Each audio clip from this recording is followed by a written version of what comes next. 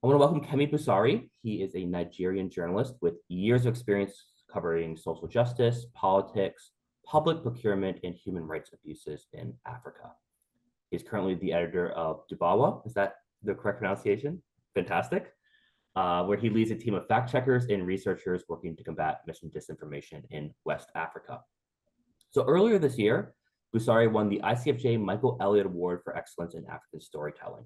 He was a co-winner for exposing a fake doctor selling toxic herbal concoctions to millions of Nigerians. Through investigative journalism, fact-checking, and science journalism, Busari revealed that the concoction contained deadly ingredients that were harmful for those who consumed it. His reporting led directly to the arrest and detention of the toxic product's producer and the removal of the concoction from circulation. As part of the Michael Elliott Award, Busari was invited to spend 2 weeks embedded with The Economist in London. His recent article for IGNet, The Allrounder Journalist, and 4 other reflections from a placement at The Economist, dove into advice for reporters to learn from his experiences, what policies African newsrooms could benefit from, and more. Kemi, we're really excited to have you on today. Thank you so much for joining us. I think we're going to have some really good insights for our attendees today from what you learned from The Economist and how that can affect newsrooms, specifically in Africa. So to start with, I'm going to ask you to introduce yourself just a little bit more and dive briefly into what did your time embedded with The Economist look like? What were you doing there? Oh, thank you very much, Devin. I'm very happy to be here today. You've pretty much said everything about me. My name is Kemi Busari. I work as editor for Dubawa, a fact-checking organization in Africa, and sometimes I also take out time to do some reporting work. So that was what I did last year to expose the producer of the Baba Aisha Aba concoction, which eventually won the Michael Elliott Award. So my 2 weeks in the economies were mostly so I was embedded in the team. I at some point sat with a foreign desk and then also with the digital desk mostly. I also had over a dozen meetings with different people from different departments, research, data, podcasts, video, and other departments. So basically, these meetings go the way of trying to understand what they do in their team, and they are very, very uneconomical with their words. So they are always willing to let me understand how they work and all. And over the 2 weeks, I also tried my hands on a few stuff. Yeah. And you wrote an article for their espresso. Can you tell us a little bit what espresso is? Oh, yeah. So Espresso is a daily update by The Economist. It's about around 150 to 160 words that give you all like the specific details about an issue. It's about 5 or 6 daily, telling you about like most important things happening. So I wrote one of them on an issue in Africa. Amazing. Well, you know, you wrote a really great piece for us. It's called The All-Rounder Journalist and 4 Other Reflections from My Placement with The Economist. I would really encourage everyone to go check that out. It's on IJNet. I will also link it to the forum group. But you had a couple of takeaways, and I kind of wanted to ask you about some of the takeaways, let you dive into them a little bit more, and we'll go from there. So one of your big takeaways was that The Economist frequently moves its editors and writers across departments and regions, that they want to make their journalists all rounders more than just specialized journalists. What do you see as the benefits of this? Do you see any drawbacks? Like, what was your experience with that kind of feeling of creating an all-rounder journalist at The Economist? Okay. So first of all, I might be a bit biased because I am a very big fan of being an all-rounder. I have covered several issues. I've worked in a couple of different platforms that operate with different methods. So I think it's important for journalists to be all-rounder because first of all, like looking at this from an African perspective, where most of the newsrooms are pretty much smaller, if you have people who are able to move around easily or who have a good understanding of different issues, it's very easy for you to use a very small team to achieve bigger goals. Say, for instance, you have a team of 10 journalists covering about 8 sectors, and you want at least 3 journalists in each sector. So how do you divide 10 journalists to like 8 sectors? So the only way you can do that is to have someone who can easily cover politics, economy, business, or 3 or 4 things that are together. And at the same time, also having a very good specialty in a few of these things. Apart from that, and one of the things I also see in the Economist newsroom is when people are versatile, they are able to contribute to a wide range of topics. So the editorial meetings go the way of someone pitching a story and people raising up their hands to give contributions. And also, more often than not, you see people giving very valuable contribution. Someone who is on a foreign desk or someone who is covering the Middle East knows almost everything about Africa or can say a lot about Africa and is able to make meaningful contribution to make the pitch better or to make the reporting better. The same thing goes with the editing. So the editors have been on different desks and they've covered different issues in the past. So whenever they're handling a copy, whether it's an election that is happening in Mauritania or crisis in Brazil or protests in China, they have a good understanding of what's going on just because they've been moved around different sectors over the years. So I think it's a very big advantage for smaller newsrooms who would love to like scale their work and also to enrich conversations in the newsroom. Amazing. Did you find any journalists there who were specifically specialized in one issue, or was almost every journalist that all-rounder journalist? Yeah, there are a couple of them who specialize in issues, but I would say more than 80 or 90% of the people I met have worked in different sectors. So Roger McShane, who I quoted in my article, talked about being I think he's currently in Africa now. He has been on different desks in the past. Jonathan, who is the Africa editor, would be the Africa editor all till I think next week, and then he's moving to Asia. Before then, he has covered the Middle East and several other departments. And one other thing is the economists don't only put you like move you around within the department. So they can decide that, oh, you've done enough of editorial work at this time.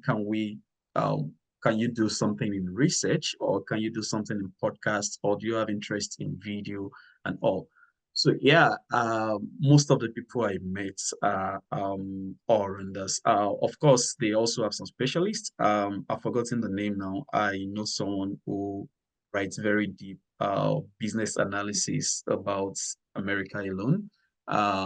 Yeah, I also know that they also make some people to stay longer on some beats. For instance, the Nigeria editor and has been on the foreign desk for a while, and she's currently in Lagos covering Africa issues. So there are a few of those specialists.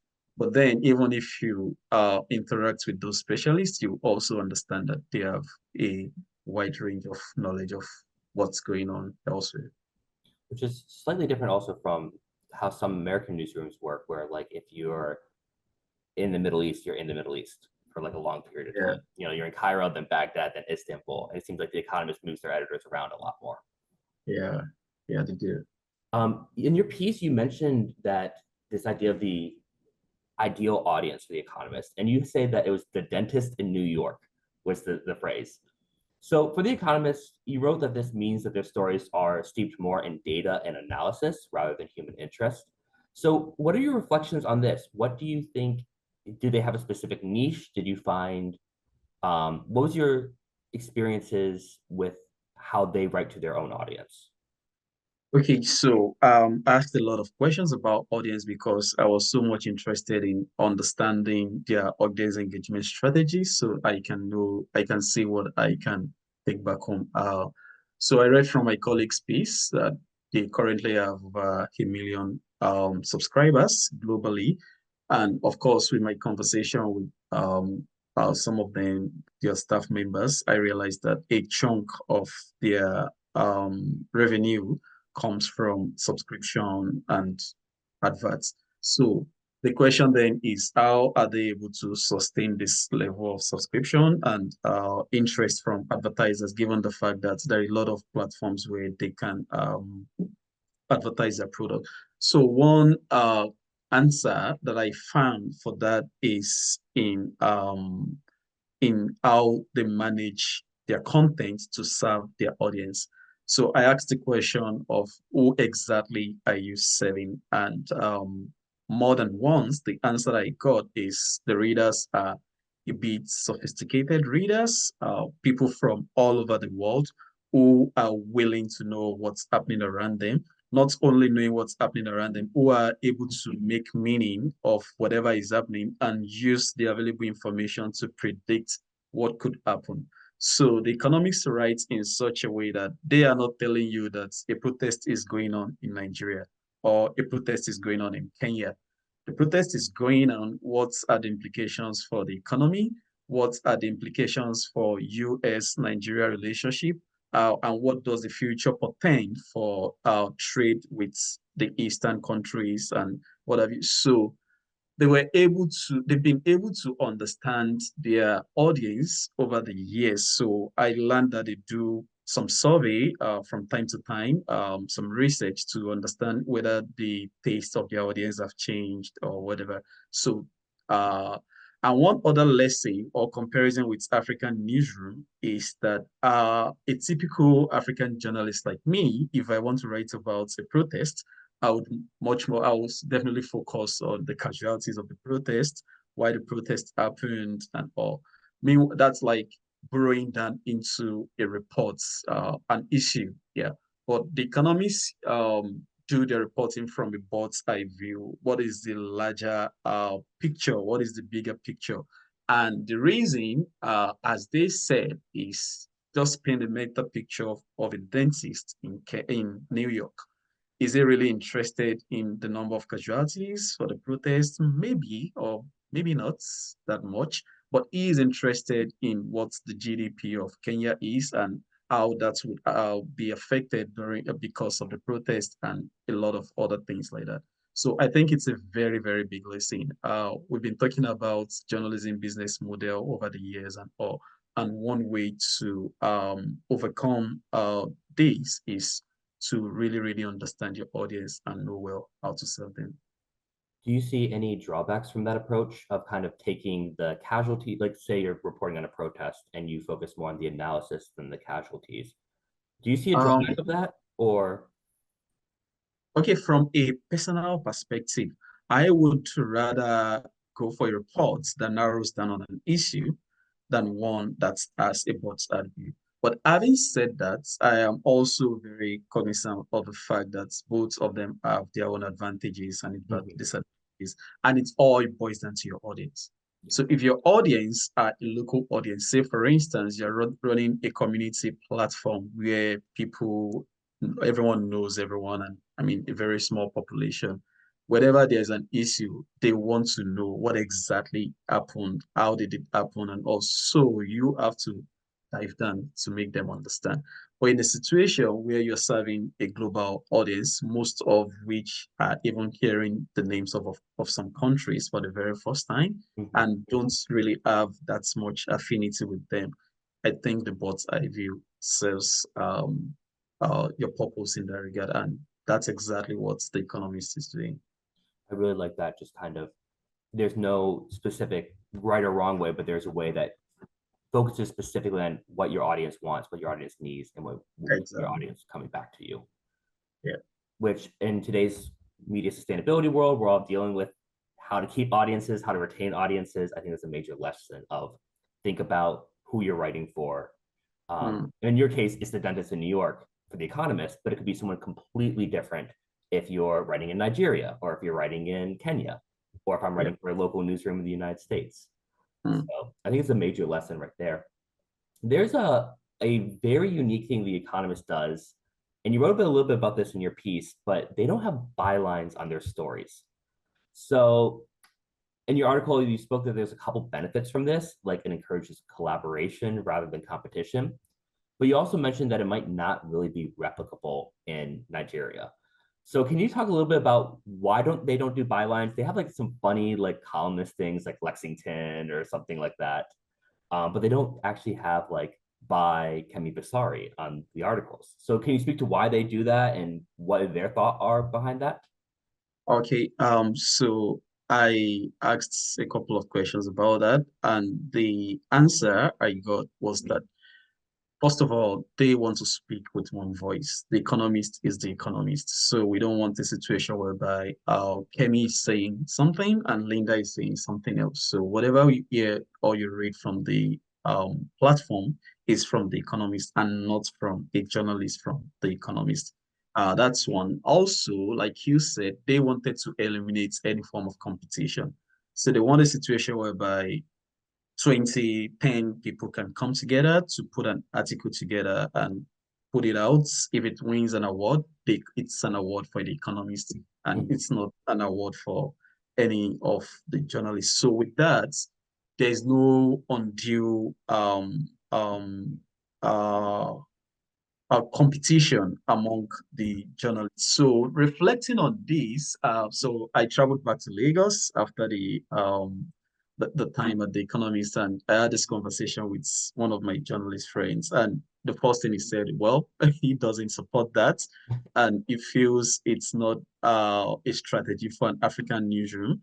And yeah, one of his reasons is that he made the comment that if you want to buy my byline, you have to pay me enough to buy the Mhm. byline. So the economists paid, yeah, I mean, relatively, they pay their journalists well. But in a situation in Nigeria where some journalists don't even go with $100 per month, Yeah. so and they have a reporting that they can put out there and use that as leverage to probably get grants or to get some other opportunities and all, and you're still denying them the byline. So it's not really a strategy that yeah, but if you look at it from the other perspective as well, I mentioned Sahara Reporters, Hmm. which is a citizen journalism platform in Nigeria. They don't publish bylines of they don't use at some point they started publishing, but they've I think they've reverted back to the times of not publishing. And their main reason is so we live in a repressive society where the government and some bad guys are, I mean, always looking for dissenting voices so they can punish them or so they can harm them. So we are not going to give you a byline so that whenever there's a litigation about any of our reporting, it comes directly to SAR reporters and Mm. not to you as a journalist. Whenever there is any form of victimization, it comes to us as reporters and not to you as a journalist. So some of these things, if you look at it very well, it makes that strategy really good. But on the other side, there is the economic part of it. So I don't know where to pitch my tents for now. It feels a very newsroom to newsroom decision to make that. Yeah, I think so. Sure. I also want to encourage anyone, feel free to put some questions for Kemi into the Q&A. We'll probably get to those in about 5 or 10 minutes right now. Um, you're a fact checker. Did you Yeah. get the chance to work with their fact checking department at all? Um, they don't have a fact-checking department. The closest to a fact-checking department is, I think, the research department, Okay. which I really found fascinating. So, in the newsroom that I've worked, or that like the newsroom that I know about the editorial process, most of what happens after a reporter writes a story is you send it to your editor. Sometimes it goes to the sub editors first before it goes to the main editor, or the other way around. You send it to your editor, the first editor goes through it, then depending on the number of the line of editing, and at the end of the day, the story is published. But I found something different in The Economist. So they have so once the report comes from the reporter, it goes to the editor, and from there it goes to a research department. So it's a team of researchers who go through every links, every Mhm. sentence, every references that you make in your story to make sure that they are accurate. So the beauty of this is they are not like a main part of the editorial process. So they don't really have all those editorial biases that one might put into editing a copy. So they're a little bit detached from the article, so they are able to do their work. So I think that also uh, reduces the number of errors that the economists make. And at some point, if they make any error, they are always willing to put out corrections. So I find that really fascinating. Looking at it from the perspective of African newsrooms, yeah, it's something really good to do, but you have to think about a few factors. For instance, it would be more expensive to set up a research Mhm. team, different from the regular editorial team. And in this digital era where people want to get their news as fast as possible, you can imagine that you getting a breaking news and then sending it to the editorial team, from editorial to research back to editorial. That will take a lot of time. And before you publish, the news is already all over the place. But the Economist publish once in a week. So I think they have the luxury of time. I think it's really fair that they have the resources and that entire thing they have the luxury of time. That the Economist doesn't do breaking news, Mhm. so you can take more of a time to work through the research and the fact checking on it. Um, Exactly. I think before we get to the questions and answers today, is there like one or two major takeaways from your time at The Economist that you would give fellow African editors and newsrooms? Like, what would the top one or two takeaways that you think would benefit African editors and newsrooms be that you learned from The Economist or that you're bringing to your own work? Okay, so the first is I think they have a very great talent retention strategy. If I spoke with a couple of people, some of them have spent 40 years, Yeah. some 20, 30, and the new staff in quotes have spent about 12 years or 15 years. So yeah, they have this very good talent retention strategy. One of the strategies is if someone is moving from one job to another, most of the time it's mostly due to economic reasons. Maybe you want a higher pay, or maybe you want a new challenge. So the economists create that new challenge within the organization for you. And also, I mean, they try to also pay well relatively. So what I mean by creating the challenge in-house is you are in the foreign desk today and you feel like, oh, this is boring, they can decide tomorrow. Or if you feel like, you can go to podcasts or go to research or go to anywhere else that you think you might get some new challenges and something new to work on.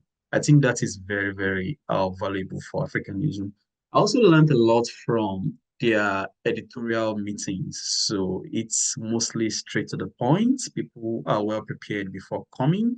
There's no beating around the bush. Some of them take as little as 10 to 15 minutes. And within that period, they've spoken about a lot of things. So it's really very, very good. So I imagine my editorial meeting back home sometimes take 1 hour, 30 minutes. And I see that what we are discussing for 1 hour, 30 minutes is also what we discuss for 15 minutes. So I think that brevity is good. And lastly, in terms of their contents, I think so far, I think the way they write, the way they edit, and the way they put out their content is one of the best I've seen around. I wrote my piece, and when it finally came out, I was like, wow, this has been turned around. So they write with brevity. In a single sentence, you can get as much as 5, 6 facts with good referencing without losing anything. So what you might want to write in 1,000 words elsewhere, they are able to put it together in 200 words. I know it takes a lot of years and practice to get to that, but I think it is really, really a good thing to emulate. So some of the magazines I took from the newsroom, I've shared it with my reporters to to go through it and see what they can glean from it, especially about brevity. Yeah, so I'll stop here for now. That's amazing. Just on questions and answer point, and I'm curious about this. So this is from Suparna Sharma. Um, The Economist is a UK newsroom. It's also one that speaks to a global audience. What was, how diverse is the editorial board there? Do they have a lot of diversity, not just of uh, like reporting in from like Africa and Middle East, but do they have diversity of backgrounds there, or is it something that you think that they still have something to improve upon? Okay, so in terms of diversity, I met some of the freelancers. One of them came from, I think, Philippines. I met one from from another Asian country as well. I know from Lagos, there's someone from Kenya and all. So I think they are doing a little bit well in terms of diversity of reporters.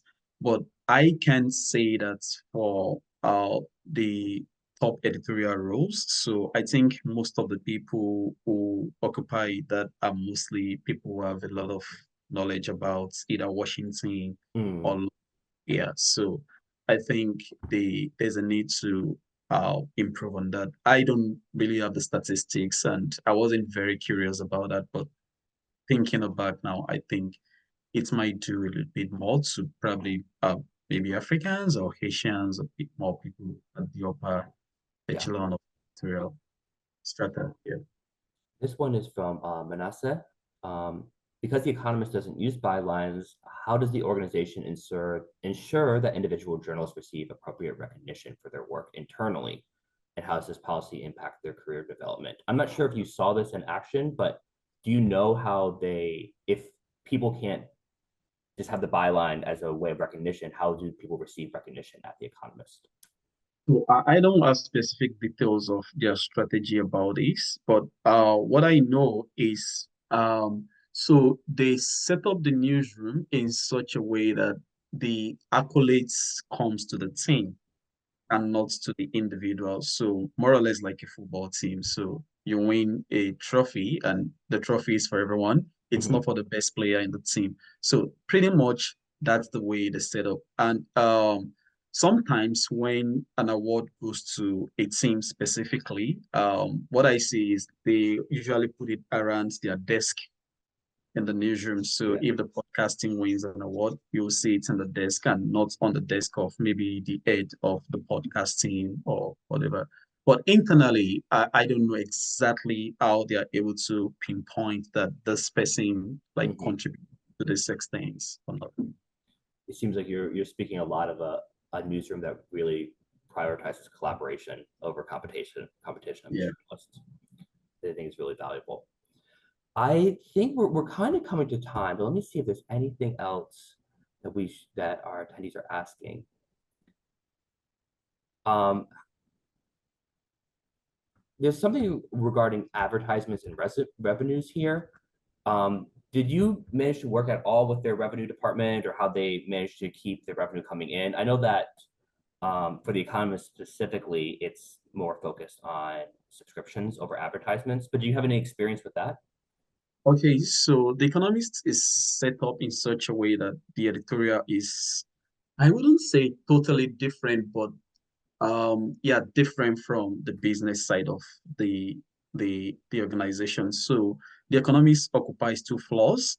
At the lower floor is the business, and the upper floor is the editorial. Yeah, and if you don't have anything or a friend at the business side of the organization, you probably won't even step on yeah, up on the floor till for a full year or whatever. So when I asked, I think they said it was deliberate because they don't want business thinking to influence editorial decisions and vice versa. So most of the editorial meetings, the business folks are not there, and the same thing with the business side of the thing. So for my placements at The Economist, I focused more on the editorial. Mm-hmm. I think I went to the business section just once and just so that to understand that I know that they also have this section. So I didn't really do much about it. But the questions I asked about subscription is how they're able to manage, how to keep people over the years and all. And the answer is mostly about like understanding the audience, managing them very well, and giving them premium content.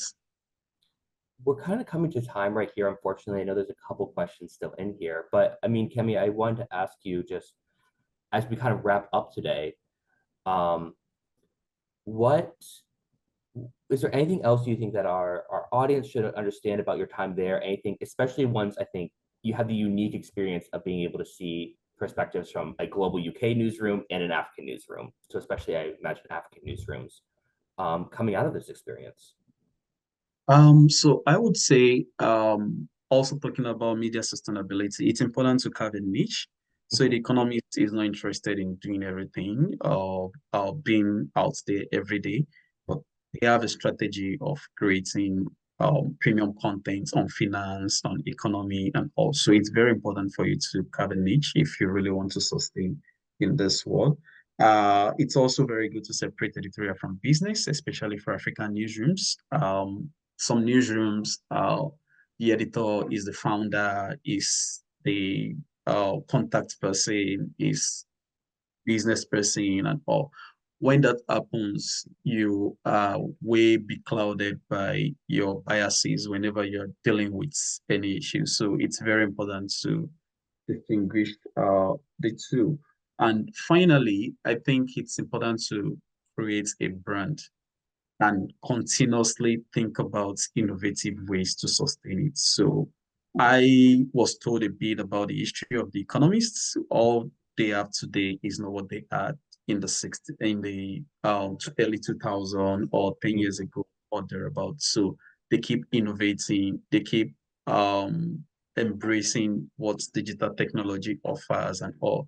So if you really want to have a sustained newsroom, you need to continue to strategize. And the reality of journalism in this present dispensation is your strategy has to follow the path of digital transformation. Yeah, so there's a lot of feedbacks and lessons, but I'll stop there for now. It's a perfect place to end today. Kemi Busari, thank you so much for taking the time to speak with us. I hope that our attendees will be able to take a little bit toward their newsrooms and their journalism careers.